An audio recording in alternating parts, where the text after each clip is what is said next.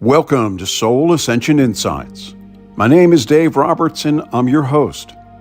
In the last 3 episodes, we reviewed what experts refer to as exopolitics, which is the influence of ETs in human affairs. And we'll continue the story where we left off, with President Eisenhower's meeting with the Galactic Federation of Worlds in 1954. With that said, let's get started with episode number 22, titled The Prime Directive, Part 4.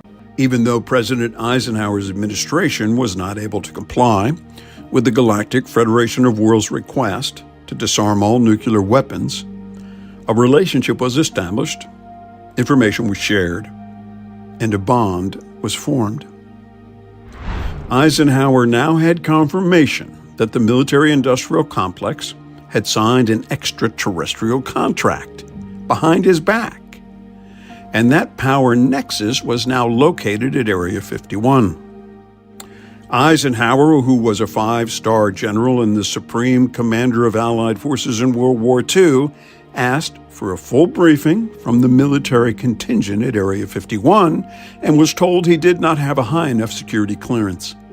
President Eisenhower replied, "Provide a full briefing, or I'm going to invade Area 51 with the 1st Army Division out of Colorado and tear the base to pieces." The cabal sent some of their agents to Washington and gave Eisenhower and Nixon, his vice president at the time, just enough of a briefing to shut them both up. It reminds me of the Clinton insider from episode 13, who said Clinton and his team, quote, "We're convinced that if they pushed the UFO issue, he'd wind up like Jack Kennedy and be subjected to TWEP, termination with extreme prejudice. One side does not play fair." I tell this story about Eisenhower to show that some of our leadership did fight against this cancer that had seized every aspect of our government.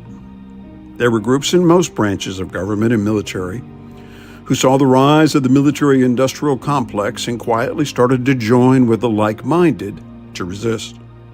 The group who had the biggest positive effect in the offensive against the Orion Greys, the Draco Reptilians, and their Dark Fleet allies was the Navy's Joint Special Operations Command. The Galactic Federation of Worlds began working with certain factions of the Terran military, specifically the United States Navy, to prepare planet Earth for the future. Now we're talking.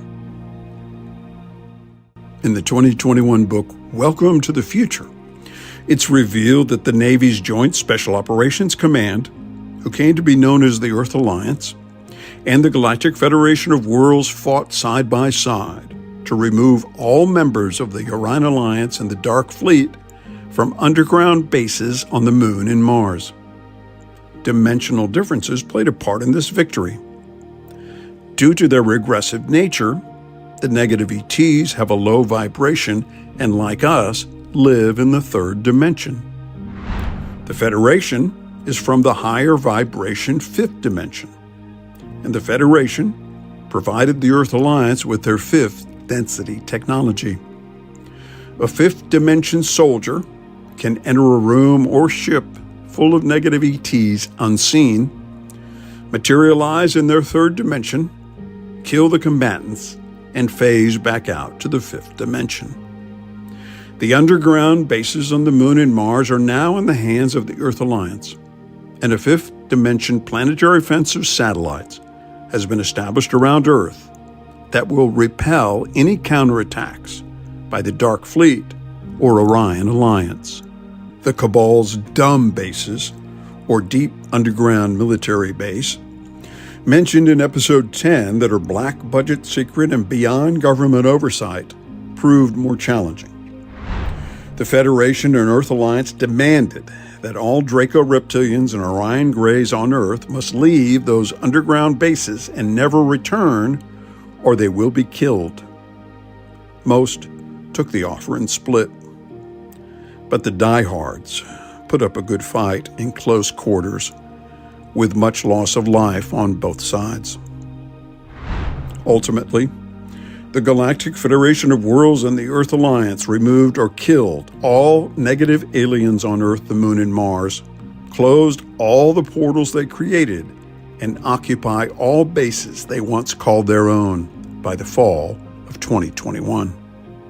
The non-hostile or malevolent beings living in the Earth, the Moon, and Mars were not affected by this action. Now that military victory had been achieved, the next step needed to remain on this new favorable timeline was for the Galactic Federation of Worlds to bring together government, military, and corporate leaders for a series of meetings that have come to be called the Jupiter Accords. Here are excerpts from Welcome to the Future.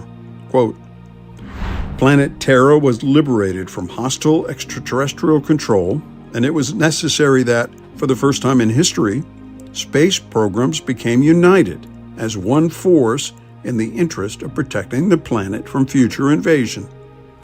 The Jupiter meetings were a series of meetings that took place between the Galactic Federation, the Council of Five, the Andromeda Council, leaders of the Earth Alliance, and their respective space programs.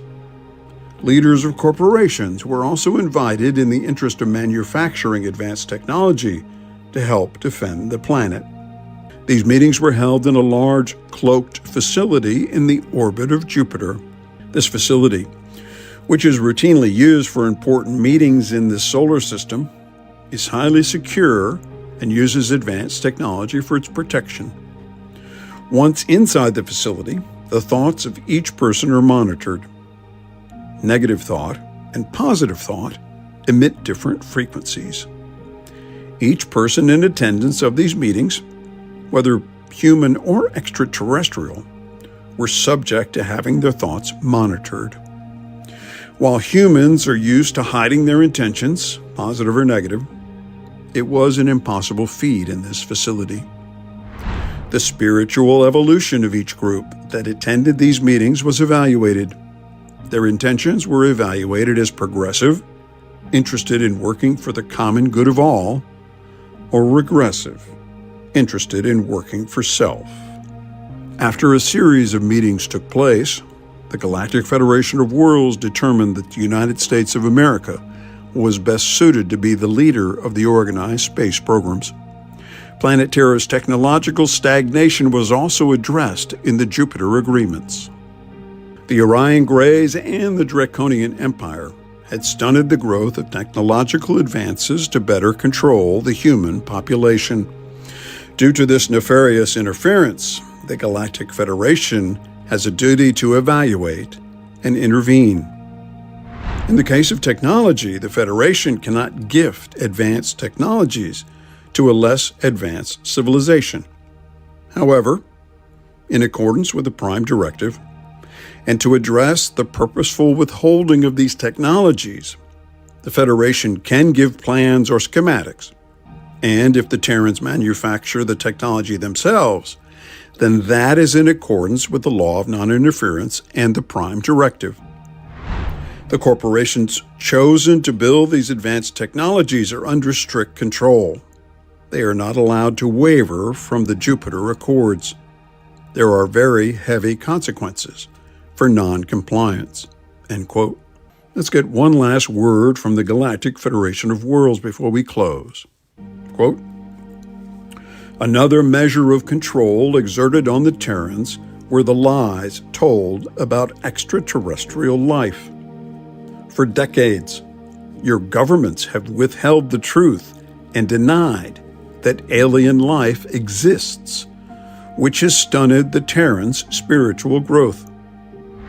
During the meetings held in the Jupiter facility, Earth's governments were given a date by which they are to tell their people that you are not alone in the universe and you have never been alone. If they fail to honor this disclosure date, the Galactic Federation of Worlds will disclose the presence of extraterrestrial life to all the people of planet Terra." End quote.